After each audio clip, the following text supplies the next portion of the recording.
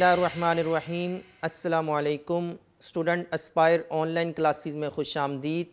मैं आपका Islamia teacher शफ़ीकुर्रहमान। Student, आज लेक्चर नंबर 5 में हमारा टॉपिक है रिसालत। आपको सवाल आ सकता है कि रिसालत पर तफसील से नोट लिखें। तो सबसे पहले आप रिसालत में रसूल का लुग़वी और इस्तिलाही माना लिखेंगे कि सबसे पहले आप हेडिंग देंगे रसूल की, कि लुग़वी माना क्या होता है, रसूल का पैगाम पहुंचाने वाला। और इस्तिलाही तारीफ़ क्या होती है रसूल की, कि अल्लाह ताला का वो बरगुज़ीदा बंदा जिसको अल्लाह पाक मुंतखब करते हैं और अपना कलाम देते हैं ताकि वो क्या करे, लोगों को उसकी तबलीग करे। तो ये है रसूल की इस्तिलाही तारीफ़, यानी अल्लाह ताला का बंदों में से एक बरगुज़ीदा बंदे को मुंतखब करते हैं और उसको अपना कलाम देते हैं ताकि वो लोगों को उसकी तबलीग करें। उसके बाद आप नेक्स्ट हेडिंग देंगे रिसालत की। तो रिसालत के लुग़वी माना होता है पैगाम। ये दोनों में फ़र्क ये है कि रसूल का लुग़वी माना और रिसालत का लुग़वी माना, कि रसूल का लुग़वी माना है पैगाम पहुँचाने वाला, यानी कोई जानदार। और रिसालत क्या है, रिसालत वो पैगाम, वो मैसेज, वो किताब जो अल्लाह पाक रसूल को देते हैं। तो ये आपने MCQs के अंदर भी ये ध्यान रखना है कि वहाँ पर कई दफ़ा रसूल का लुग़वी माना पूछा जाएगा और नीचे पैगाम पहुँचाने वाला और पैगाम देना, ये दोनों लफ्ज़ लिखे होंगे। तो आपने ये गौर करना है कि वो रसूल का मायने पूछ रहे हैं या रिसालत का। तो अगर रसूल का पूछ रहे हैं तो फिर पैगाम पहुँचाने वाला यानी कोई जानदार होना चाहिए, और रिसालत का पूछ रहे हैं तो पैगाम देना या पैगाम। तो लुग़वी माना क्या है रिसालत का, पैगाम। और इस्तिलाही तारीफ़ क्या है कि वो मनसब जिस पर फाइज़ होकर रसूल अपना पैगाम लोगों तक पहुंचाता है। यानी रसूल को एक मनसब मिलता है, अल्लाह पाक जब मुंतखब करते हैं तो एक मनसब पर आते हैं। उस मनसब पर आने के बाद फिर वो जो बात करते हैं वो बात होती है जो एक रसूल के मुँह से निकली है। जैसा कि आप सल्लल्लाहु अलैहि वसल्लम को 40 साल में क्या मिली, नबूवत मिली। तो 40वें साल आप नबूवत के मनसब पर फाइज़ हो गए। उसके बाद जो आप पैगाम देते थे वो आप सल्लल्लाहु अलैहि वसल्लम ये फरमाते थे कि मैं अल्लाह का रसूल हूँ, यानी उस मनसब पर बिठाया, उस मनसब पर फाइज़ किया। तो रिसालत वो मनसब है जिस पर फाइज़ होकर रसूल अपना पैगाम लोगों तक पहुँचाता है। उसके बाद आप नेक्स्ट लिखेंगे नबी। नबी के लुग़वी माना ख़बर देने वाला। जैसे हमने रसूल के पढ़े थे पैगाम पहुँचाने वाला, ऐसे ही नबी के हैं कि ख़बर देने वाला। और इस्तिलाही तारीफ़ क्या है कि नबी अल्लाह का वो बंदा जो अल्लाह के पैगाम से लोगों को आगाह करता है। नबी को नया पैगाम नहीं मिलता, नबी उस रसूल को जो पैगाम मिलता है उसी के पैगाम से लोगों को आगाह करते हैं। जैसा कि हज़रत मूसा अलैहिस्सलाम रसूल हैं, अल्लाह पाक ने उनको किताब दी, लेकिन उनके भाई हारून अलैहिस्सलाम नबी हैं। वो उनके पास कोई नया पैगाम नहीं आया था हारून अलैहिस्सलाम के पास, बल्कि वो मूसा अलैहिस्सलाम के पैगाम को ही आगे लोगों को बताते थे, लोगों को आगाह करते थे कि मूसा अलैहिस्सलाम ये फरमाया, मूसा अलैहिस्सलाम ये फरमा कर गए हैं। यानी उनके पैगाम से लोगों को आगाह करते थे। तो नबी का काम होता है लोगों को आगाह करना, उस मौके पर जो रसूल, उस दौर में जो रसूल होता है उस रसूल के पैगाम से लोगों को आगाह करना। तो लुग़वी माना क्या है नबी का, ख़बर देने वाला। और इस्तिलाही तारीफ़ क्या है, अल्लाह का वो बंदा जो अल्लाह के पैगाम से लोगों को आगाह करता है। नेक्स्ट लिखेंगे नबूवत। जैसे ऊपर रसूल और रिसालत, नीचे नबी और नबूवत। नबूवत के लुग़वी मानी क्या है, ख़बर देना या ख़बर। और इस्तिलाही तारीफ़ क्या है कि वो मनसब जिस पर फाइज़ होकर नबी अपना पैगाम लोगों तक पहुँचाता है, यानी अल्लाह के पैगाम से लोगों को आगाह करता है। यह है नबूवत। उसके बाद नेक्स्ट हेडिंग आप लिखेंगे रसूल और नबी में फ़र्क, यानी रसूल और नबी में फ़र्क क्या होता है। तो सबसे पहला फ़र्क क्या है कि रसूल साहिबे किताब होता है, यानी रसूल को किताब दी जाती है। हमने तारीफ़ के अंदर भी पढ़ा था कि अल्लाह का वो बरगुज़ीदा बंदा जिसको अल्लाह पाक मुंतखब करते हैं और उसको अपना कलाम देते हैं ताकि वो लोगों को उसकी तबलीग करे। तो रसूल साहिबे किताब होता है, नबी साहिबे किताब नहीं होता। यानी नबी के पास कोई नई शरीयत नहीं आती, नई किताब नहीं आती। बल्कि नबी उस मौके उस दौर पे जो रसूल है उसी की तालीमात से लोगों को आगाह करता है। और दूसरा फ़र्क ये है कि रसूल हर दौर में एक ही होता है, मतलब एक उम्मत की तरफ एक रसूल भेजा जाएगा। उस रसूल की मदद के लिए अल्लाह पाक, कोई कौम ज़्यादा सरकश है तो अल्लाह पाक उस रसूल की मदद के लिए और नबी भेजते हैं, यानी जो क्या करते हैं उस रसूल की मदद करते हैं। बिलफर्ज जैसा कि देखें एक रसूल है, इस रसूल के नीचे एक नबी, दो, तीन भी हो सकते हैं।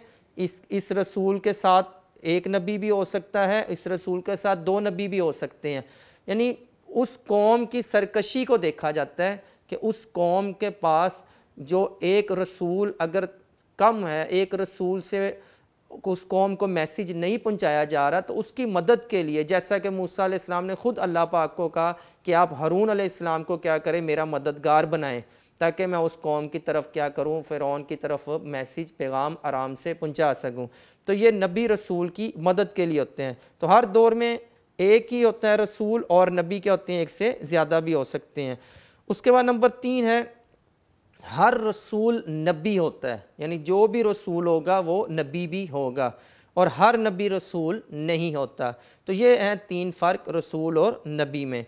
उसमें बेटा देखें, आपने अभी एक स्टेटमेंट बोली है हमने कि रसूल नबी, हर रसूल नबी होता है और हर नबी रसूल नहीं होता। तो ये इसको समझने का आसान तरीका ये है कि आपने ये बात याद रखनी है कि जो भी रसूल होगा उसको किताब मिलेगी, यानी जिसको भी किताब मिलती है वो रसूल होगा, और जो उस किताब की तबलीग करेगा वो नबी कहलाएगा।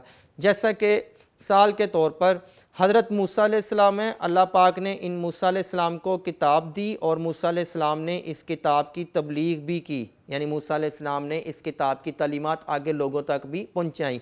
तो मूसा अलैहिस्सलाम को किताब मिली, इसलिए आप मूसा अलैहिस्सलाम रसूल हैं, और आपने तबलीग भी की, इसलिए आप नबी भी हैं। यानी आपको किताब मिली, आप रसूल कहलाए, आपने उस किताब की तबलीग की तो आप उस एतबार से नबी भी कहलाए। तो ये वजह है कि जो हम बोल रहे हैं कि हर रसूल नबी भी होता है, यानी रसूल को किताब भी मिलती है और वो उस किताब की तबलीग भी करता है।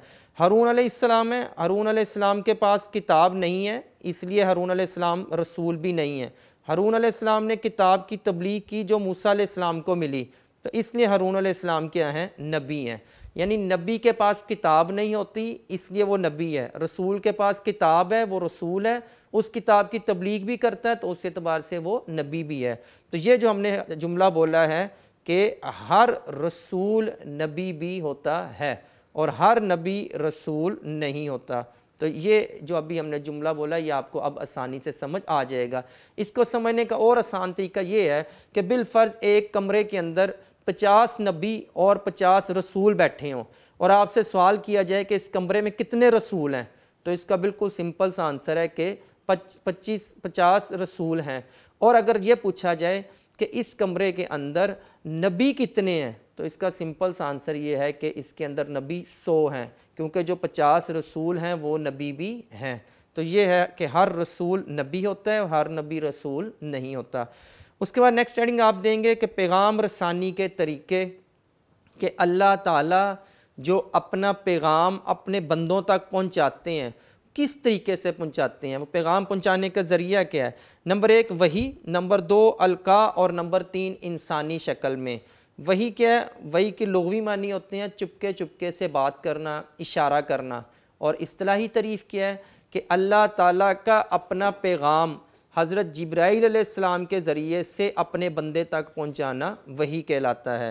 यानी लुग़वी तारीफ़ आप लिखेंगे वही की, और उसके बाद आप लिखेंगे इस्तिलाही तारीफ़। लुग़वी मानी क्या है, चुपके चुपके से बात करना, इशारा करना। इस्तिलाही तारीफ़ क्या है कि अल्लाह ताला का अपने फ़रिश्ते के ज़रिए से अपने बंदे तक पैगाम पहुँचाना वही कहलाता है। नंबर 2 अलका है। अलका के लुग़वी मानी होते हैं उतार देना, डाल देना, नाजिल करना, और इस्तिलाही तारीफ़ क्या है कि अल्लाह ताला का अपना पैगाम अपने बंदे के दिल में उतार देना। यानी इसमें फ़रिश्ता नहीं होता, अल्लाह पाक बराए रास्त अपने बंदे के दिल में क्या करते हैं, बात उतार देते हैं। नंबर 3 है इंसानी शक्ल में। यानी अल्लाह पाक फ़रिश्ते को इंसानी शक्ल में भेजते हैं और वो पैगाम पहुंचाकर फिर चले जाते हैं। जैसा कि हदीस जिब्राईल अलैहिस्सलाम में हज़रत जिब्राईल अलैहिस्सलाम इंसानी शक्ल में आए और आप सल्लल्लाहु अलैहि वसल्लम को वही बात पहुंचाकर आप चले गए। तो ये 3 तरीके हैं पैगाम रसानी के। उसके बाद नेक्स्ट हेडिंग है वही की अक़साम। वही की कितनी किस्में हैं? वही की 2 किस्में हैं, एक वही मतलूब और दूसरी है वही गैर मतलूब। वही मतलूब वो वही होती है जिसकी तिलावत की जाती है, जैसा कि कुरान मजीद को तिलावत के तौर पे पढ़ा जाता है। और वही गैर मतलूब वो वही होती है जिसकी तिलावत नहीं की जाती, जैसा कि हदीस मुबारका की तिलावत नहीं की जाती। तो ये वही की 2 अक़साम है। नेक्स्ट आप हेडिंग देंगे हर उम्मत की तरफ रसूल, यानी अल्लाह पाक ने जितनी भी उम्मतें आई हैं, अल्लाह पाक ने हर उम्मत को रहनुमाई के लिए, हर उम्मत को समझाने के लिए उनकी तरफ रसूल भेजे हैं ताकि वो उम्मत की रहनुमाई करें। जैसे अल्लाह पाक ने कुरान मजीद में इरशाद फरमाया कि हमने हर उम्मत की तरफ क्या किया, रसूल को भेजा है। उसके बाद नेक्स्ट आप लिखेंगे क़ससुल अंबिया का तज़किरा, यानी अंबिया के वाक़यात। अल्लाह पाक फरमा रहे हैं कि 1,24,000 अंबिया तकरीबन इस दुनिया में तशरीफ़ लाए हैं। उनमें से चंद अंबिया के वाक़यात अल्लाह ने कुरान में ज़िक्र फरमाए हैं और बहुत से अंबिया के वाक़यात अल्लाह ने कुरान में ज़िक्र नहीं फरमाए। जिन अंबिया के वाक़यात ज़िक्र फरमाए हैं वो इसलिए फरमाए हैं ताकि उनसे इबरत हासिल की जाए, उनके वाक़यात पढ़े जाएँ, उनसे सबक हासिल किया जाए। जैसा कि अल्लाह पाक ने कुरान मजीद में इरशाद फरमाया कि वलक़द अरसलना रुसुलन मिन क़ब्लिका मिनहुम मन क़ससना अलैक, कि हमने बहुत से रसूल भेजे, उनमें से बाज़ के वाक़यात कुरान में हमने ज़िक्र किए और बाज़ के वाक़यात ज़िक्र नहीं किए। उसके बाद नेक्स्ट हेडिंग है तफ़रीक़ रसूल की ममानियत, यानी रसूलों में फ़र्क करने से अल्लाह पाक ने मना फरमाया है कि मैं सिर्फ मूसा अलैहिस्सलाम पर ईमान लाऊंगा क्योंकि मैं मूसा अलैहिस्सलाम की कौम में से हूँ, मैं सिर्फ इब्राहीम अलैहिस्सलाम की ऊपर ईमान लाऊंगा क्योंकि मैं इब्राहीम अलैहिस्सलाम की कौम में से हूँ। ऐसा नहीं है। अल्लाह ने फरमाया रसूलों में फ़र्क नहीं होगा। जितने भी रसूल आए हैं नंबर हज़रत आदम अलैहिस्सलाम से लेकर आप सल्लल्लाहु अलैहि वसल्लम तक, सब पर ईमान लाना फ़र्ज़ है और सबको मानना हमारे ऊपर लाजमी है। हम इनमें फ़र्क नहीं कर सकते कि एक रसूल पर बहुत ज़्यादा ईमान ले आएँ और एक पर कम ईमान लाएँ, ऐसा नहीं है। अल्लाह पाक ने मना फरमाया, जैसा कि कुरान मजीद में इरशाद फरमाया ला नुफ़र्रिक़ु बैना अहदिम मिर रुसूली, रसूलों में फ़र्क अल्लाह पाक फरमा रहे हैं किसी एक रसूल में भी फ़र्क नहीं कर सकते। लास्ट में तफ़रीक़ रसूल की सज़ा।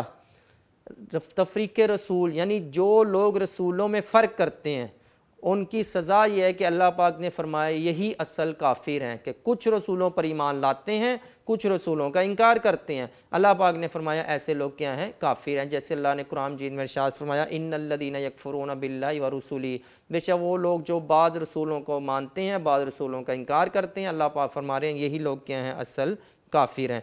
तो ये बेटा जी आपका रिसालत का तफसीली सवाल है। अगर आपको ये बोर्ड में आता है तो आप सबसे पहले रसूल और रिसालत का मायने लिखेंगे, फिर नबी और नबूवत का मायने, फिर रसूल और नबी में फ़र्क। नंबर 4 आप पैगाम रसानी के तरीके, फिर उसके बाद वही की अक़साम और हर उम्मत की तरफ रसूल और क़ससुल अंबिया का तज़किरा, तफ़रीक़ रसूल की ममानियत और तफ़रीक़ रसूल की सज़ा। जब आप ये हेडिंग मुकम्मल लिख लेंगे तो आपका ये रिसालत वाला जो सवाल है ये क्या हो जाएगा, मुकम्मल हो जाएगा। तो इन सारे हेडिंग्स के अंदर आपने क्या लिखना है ये हमने तफसील से पढ़ लिया। अब अगर आपके पास किताब मौजूद है तो आप सफ़ा नंबर 7 पे देखें, वहाँ पर ये सवाल दिया हुआ है रिसालत, कि रिसालत पर तफसील से नोट लिखें। तो ये देखें सबसे पहले रिसालत के लुग़वी मायने लिखे हुए हैं, आगे उसकी इस्तिलाही तारीफ़ लिखी हुई है, उसके बाद रसूल किसको कहा जाता है उसके बारे में सारा लिखा हुआ है, फिर अंबिया और रसूल के बारे में बयान किया गया और उसके बाद वही के लुग़वी मानी है और लास्ट में लिखा हुआ है कि जो पैगाम रसानी के हमने तरीके पढ़े हैं कि अल्लाह पाक लोगों से बात किस तरह करते हैं। तो आप सफ़ा नंबर 8 पे देखें, वहाँ पर ऊपर लिखा हुआ है, आयत लिखी हुई है वमा काना लिबशरिन अन युकल्लिमहुल्लाह। तो इसके ऊपर आप हेडिंग लिख सकते हैं पैगाम रसानी के तरीके, जो हमने 3 तरीके पढ़े हैं, कि वही अलका और इंसानी शक्ल में अल्लाह पाक बात करते हैं। उसके बाद हमने नेक्स्ट हेडिंग पढ़ी थी हर उम्मत की तरफ रसूल। तो इस आयत के ऊपर आप ये हेडिंग लिख सकते हैं कि अल्लाह पाक ने क्या किया है, हर उम्मत की तरफ रसूल को भेजा है। उसके बाद हमने पढ़ा था कससुल अंबिया का तज़किरा, यानी अंबिया के वाक़यात का जिक्र। तो इस आयत के ऊपर आप ये हेडिंग लिख सकते हैं कि अंबिया ने जो वाक़यात ज़िक्र किए गए हैं, अल्लाह पाक ने बाज़ के चंद अंबिया के वाक़यात ज़िक्र किए हैं और चंद के नहीं किए। उसके बाद हमने पढ़ा था तफरीक़ रसूल की सज़ा। तफरीक़ रसूल की ममानियत है कि अल्लाह पाक ने रसूलों में फ़र्क करने से क्या किया, हमें मना किया, यानी रसूलों में हम फ़र्क नहीं करेंगे। और उसके बाद लास्ट में था तफरीक़ रसूल की सज़ा। अगर हम रसूलों में फ़र्क करेंगे तो अल्लाह पाक फरमा रहे हैं यही लोग के हैं असल काफिर हैं। तो तरीक़ाकार वही है, आपने यहाँ तक तफसीली सवालात को सुनना है, याद करना है, लिखना है। उसके बाद फिर आप मुख्तसर सवालात और इसके MCQs देखेंगे ताकि उनके जवाबात आपको ख़ुद से आते हों। सबसे पहले रसूल की लुग़वी और इस्तिलाही तारीफ़ है, ये हमने पढ़ी है कि लुग़वी मानी क्या होते हैं, रसूल के पैगाम पहुँचाने वाला, और इस्तिलाही तारीफ़ क्या है, अल्लाह का वो बरगुज़ीदा बंदा जिसको अल्लाह मुंतखब करते हैं, अपनी किताब देते हैं ताकि वो लोगों को क्या करे, उसकी तबलीग करे। रिसालत की लुग़वी और इस्तिलाही तारीफ़ है, रिसालत की लुग़वी तारीफ़ पैगाम, ठीक है, और इस्तिलाही तारीफ़ क्या है कि वो मनसब जिस पर फ़ायद होकर रसूल अपना पैगाम लोगों तक पहुँचाता है। नबी की लुग़वी मानी, नबी के लुग़वी मानी है ख़बर देने वाला, और इस्तिलाही तारीफ़ क्या है कि अल्लाह का वो बंदा जो अल्लाह के पैगाम से लोगों को आगाह करता है।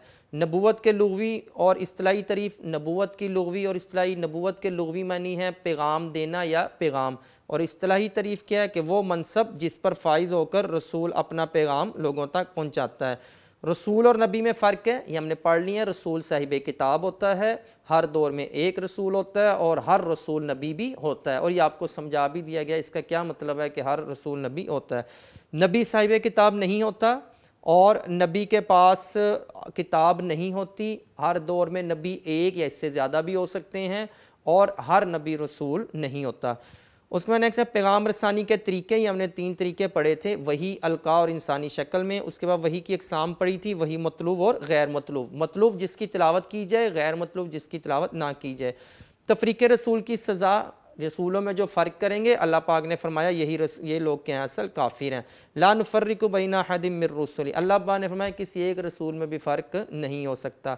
वलक़द बअसना फ़ी कुल्लि उम्मतिर रसूल, हमने हर उम्मत की तरफ क्या किया, रसूल को भेजा है। तो ये आपके हैं मुख्तसर सवालात। MCQs देखिए, रसूल के लुग़वी मानी है पैगाम पहुँचाने वाला, और रिसालत के लुग़वी मानी है पैगाम। नबी के लुग़वी मानी है ख़बर देने वाला, और नबूवत के लुग़वी मानी है ख़बर। इस्लाम के सिलसिला अकायद में तौहीद के बाद किस अकायद का दर्जा है, तो रिसालत का। वही की कितनी इकसाम हैं, 3। वही के मानी क्या हैं, लुग़वी मानी इशारा करना, अल्लाह ने हर कौम की तरफ भेजा है रसूल को। अंबिया की तादाद तकरीबन 1,24,000 है। कुरान मजीद में ज़िक्र आता है चंद अंबिया का। ये है बेटा जी आपके MCQs। अब सवाल नंबर 2 जो हमने आज के लेक्चर में पढ़ना है वो है रसूल की ज़रूरत। आप रसूल की ज़रूरत क्यों पेश आई, अंबिया और रसूल की ज़रूरत क्यों पेश आई, पैगाम इलाही को नबी पर नाजिल करने की हिकमत कुरानी आयात की रोशनी में बयान करें। ये एक ही सवाल है लेकिन 3 अंदाज के अंदर ये आपसे पूछा गया है। मतलब सवाल ये है कि रसूल की ज़रूरत क्यों पेश आई। तो बेटा जी सबसे पहले आप सोचें, हमने रसूल की तारीफ़ क्या की थी। हमने कहा था कि अल्लाह ताला अपने बंदों में से एक बंदे को मुंतखब करते हैं। तो सवाल ये है अल्लाह ताला को ऐसे ज़रूरत क्यों पेश आई कि बंदों में से एक बंदे को चुना है। अल्लाह पाक किसी फ़रिश्ते को भेज देते, फ़रिश्ता किताब देकर लोगों को समझाकर चला जाता, या अल्लाह पाक जिन्नात को भेज देते, जिन्नात को किताब देते, वो लोगों को समझाते और वो चले जाते। ये जो तरीक़ाकार अपनाया गया है कि अल्लाह पाक ने बंदों में से एक बंदे को मुंतखब किया है और उसको अपना कलाम दिया ताकि वो लोगों को समझाए। तो ये आपका एक सवाल है कि रसूल की ज़रूरत क्यों पेश आई। तो अगर आपको ये सवाल आता है तो सबसे पहले आप ऊपर मेन हेडिंग लिखेंगे कि पैगाम इलाही को नबी सल्लल्लाहु अलैहि वसल्लम पर नाजिल करने की हिकमत। तो सबसे पहले नंबर 1 आपने लिखना है रसूल की लुग़वी और इस्तिलाही तारीफ़, ताकि अंदाज़ा हो जाए कि रसूल की तारीफ़ हमने क्या की थी। तो रसूल के लुग़वी मानी पैगाम पहुँचाने वाला, और इस्तिलाही तरीक़ क्या है कि अल्लाह ताला अपने एक बरगुज़ीदा बंदे को मुंतखब करते हैं, उसको अपनी किताब देते हैं ताकि वो क्या करे, लोगों को उसकी तबलीग करे। तो अब ये पॉइंट आपने ज़हन में बिठाना है कि अल्लाह ने ये तरीक़ाकार क्यों अपनाया है, बंदे को क्यों चुना है। जिन्नात को, फ़रिश्तों को या अल्लाह पाक किताब भेज देते, लोगों से कहते कि आप ख़ुद पढ़ें, आप ख़ुद इसको समझें। तो ये तरीक़ाकार अल्लाह ने क्यों अपनाया है। तो आप उसके बाद लिखेंगे, नेक्स्ट हेडिंग आप देंगे नज़ूल कुरान मजीद की हिकमत, यानी अल्लाह पाक ने जो कुरान मजीद को रसूल पर नाजिल किया उसकी हिकमत ये है कि अल्लाह पाक ने बंदों में से एक बंदे को इसलिए भेजा है ताकि इंसानों को इंसानों की ज़्यादा समझ आती है बनिस्बत इसके कि अल्लाह पाक जिन्नात को भेज देते या फ़रिश्तों को भेज देते। तो फ़रिश्तों से कई दफ़ा ये होता है इंसानों को खौफ आता उनकी इतने बड़े होने की वजह से, या जिन्नात से। तो अल्लाह पाक ने आसान तरीका अपनाया कि अल्लाह ने इंसानों में से एक इंसान को चुना ताकि इंसानों को क्या होता है, इंसानों की ज़्यादा समझ आती है। जैसे अल्लाह पाक ने कुरान मजीद में भी इरशाद फरमाया कि हमने आपकी तरफ ज़िक्र अज़ीम नाजिल फरमाया ताकि आप लोगों के लिए वो पैगाम और हकाम वाज़े कर दें जो इनकी तरफ उतारे गए हैं। यानी एक इंसान को भेजा ताकि वो क्या करें, कुरान मजीद के अंदर जो अहकामात हैं उन पर अमल करके दिखा के हमारे ऊपर वाज़े कर दें। देखें, अगर जिन एक हुक्म पर अमल करेगा तो हम ये भी कह सकते हैं कि जिन्नात में ताकत ज़्यादा है या फ़रिश्तों में ताकत ज़्यादा है, इसलिए वो 5 नमाज़ें पढ़ लेते हैं। तो अल्लाह पाक ने इंसानों में से इंसान को चुना ताकि लोगों को अंदाज़ा हो जाए कि ये जो अल्लाह पाक ने हमारे ऊपर अहकामात नाजिल किए हैं ये हमारी ताकत के अंदर हैं, हमारी ताकत से बाहर नहीं है। उसके बाद नेक्स्ट लिखेंगे वाजिब इताअत, यानी जो रसूल सल्लल्लाहु अलैहि वसल्लम है, जो अल्लाह के अंबिया हैं, ये अल्लाह की किताब की तशरीह करते हैं, अल्लाह की किताब को समझाते हैं, अल्लाह के कानून को वाज़े करते हैं। ये हमारे मुअल्लिम हैं, हमारे मुरब्बी हैं। तो इसलिए अल्लाह पाक ने इनके इताअत हमारे ऊपर वाजिब किया, यानी जो भी रसूल फरमाएंगे उन पर अमल करना हमारे लिए क्या है, ज़रूरी है। यानी अल्लाह पाक ने फरमाया अतीउल्लाह व अतीउर रसूल, अल्लाह की भी इताअत करो और उसके रसूल की भी इताअत करें। हमने जैसा कि अल्लाह ने कुरान मजीद में इरशाद फरमाया कि हमने पैगंबर भेजा इसलिए कि अल्लाह के हुक्म से इसकी इताअत की जाए, यानी पैगंबर जो भी कहेगा वो वही है जो अल्लाह पाक ने फरमाया है। नेक्स्ट है पैगाम अम्बिया, यानी अम्बिया का पैगाम, अम्बिया का मैसेज। अम्बिया हमारे पास अल्लाह पाक ने रसूल इसलिए भेजे ताकि लोगों को ये जो बुरे अमल हैं, शैतानी वसवसे हैं, इनसे बचाया जाए। अगर अल्लाह पाक ये तरीका ना अपनाते, रसूल ना भेजते, सिर्फ़ किताब दे देते, तो किताब हमें इतनी आसानी इससे समझ नहीं आनी थी, जबकि रसूलों ने हमें किताब बताई भी और किताब पर अमल करके भी दिखाया। तो अल्लाह पाक ने जैसे कुरान मजीद में इरशाद फरमाया, बेशक हमने हर उम्मत की तरफ रसूल भेजा कि तुम अल्लाह की इबादत करो और शैतान से बचो। यानी रसूल सल्लल्लाहु अलैहि वसल्लम ने, पैगम्बरों ने हमें बताया कि कौन सी चीज़ हमारे लिए बेहतर है और कौन सी चीज़ हमारे लिए बेहतर नहीं है। उसके बाद नेक्स्ट हेडिंग आप लिखेंगे हिदायत और रहनुमा, यानी पैगम्बरों के ज़रिए से हमारी हिदायत और रहनुमाई का अल्लाह पाक ने बंदोबस्त किया है। तो ये तरीका अल्लाह पाक ने अपनाया कि रसूल भेजे और रसूलों ने हमारे जो मामलात थे वो उनमें बताया कि इसमें कौन सी चीज़ सही है, कौन सी चीज़ गलत है, कौन सी चीज़ हलाल है, कौन सी चीज़ हराम है। हमने आपकी तरफ किताब नहीं उतारी मगर इसलिए कि आप उन पर वो अमूर वाज़े कर दें जिनमें वो इख्तलाफ करते हैं, यानी हमारे अंदर जो इख्तलाफात, जो लड़ाई झगड़े हैं, उनके कैसे उनका फ़ैसला होगा, ये सारा कुछ रसूलों ने वाज़े कर दिया। नेक्स्ट है वाज़े निशानियाँ। रसूलों के साथ अल्लाह पाक ने वाज़े निशानियाँ भेजी कि हम रसूलों की निशानियों को देखें और अल्लाह को पहचानें। हमें रसूलों के पास जो मौजज़ात आए हैं हम उनको देखें और हम अल्लाह ताला को पहचानें कि अल्लाह पाक ने रसूलों के ज़रिए से हमारे क्या की है, रहनुमाई का ज़रिया बनाया है। बेशक हमने अपने रसूलों को वाज़े निशानियों के साथ भेजा है और हमने इनके साथ किताब और मिज़ान अदल नाजिल फरमाया ताकि लोगों पर इंसाफ कायम कर सकें। इंसाफ की जो सारी तालीमात हैं वो किताब के ज़रिए, रसूलों के ज़रिए हम तक पहुँचाई गई हैं। अमली मुज़ाहरा, जितने भी अम्बिया किराम आए, जितने भी रसूल आए, उन रसूलों ने सिर्फ़ तालीमात नहीं पहुँचाई बल्कि आपने उन पर अमल भी किया। सबसे पहले रसूल ख़ुद अमल करते, फिर लोगों को क्या करते थे, उसकी दावत देते थे। यानी रसूलों ने उन किताबों पर, उन तालीमात पर अमल करके इस चीज़ का मुजाहरा किया कि ये जो तालीमात हम तक पहुँचाई गई हैं इन पर अमल करना मुश्किल नहीं है, क्योंकि रसूल भी अल्लाह ने इंसानों में से चुने हैं। अगर वो अमल कर सकते हैं तो हमारे लिए भी अमल करना इस पर क्या है, ज़रूरी है। उसके बाद नेक्स्ट है मकसद बेसत। भेजने का मकसद, रसूलों को भेजने का मकसद ये था ताकि इनके ज़रिए से अल्लाह पाक दीन को क्या करे, बुलंद करे। इंसानों के ज़रिए से अल्लाह पाक दीन को क्या करे, ज़ाहिर करे और कुफर को क्या करे, ख़त्म करे। वैसे तो अल्लाह पाक चाहें तो एक सेकंड में अल्लाह पाक पूरी दुनिया में दीन गालिब कर दें, लेकिन अल्लाह पाक क्या करना चाहते हैं, इन इंसानों के ज़रिए से, ताकि लोगों को अंदाज़ा हो कि दीन पर अमल करना मुश्किल नहीं है। जैसा कि अल्लाह ने कुरान मजीद में इरशाद फरमाया, वही अल्लाह जिसने अपने रसूल को हिदायत और दीन हक़ के साथ भेजा ताकि इस दीन को हर दीन पर गालिब कर दे। लास्ट में है तकमील दीन, यानी रसूलों के ज़रिए से दीन को क्या करना है, मुकम्मल करना है। जैसा कि कुरान मजीद में अल्लाह पाक ने इरशाद फरमाया कि हमने रसूल इसलिए भेजे हैं ताकि हम क्या करें, इनके ज़रिए से दीन को मुकम्मल फरमाएं। जैसा कि आप सल्लल्लाहु अलैहि वसल्लम ने फरमाया यौम अकमलतु लकुम दीनकुम, कि आज अल्लाह पाक ने दीन को क्या कर दिया, मुकम्मल। यानी ये रसूलों ने दीन पर मुकम्मल अमल किया। तो अगर वो अमल कर सकते हैं, इंसानों में से अल्लाह ने चुने हैं, तो हम भी क्या कर सकते हैं, दीन पर अमल कर सकते हैं। तो ये बेटा जी आपका एक सवाल था कि रसूल की ज़रूरत क्यों पेश आई।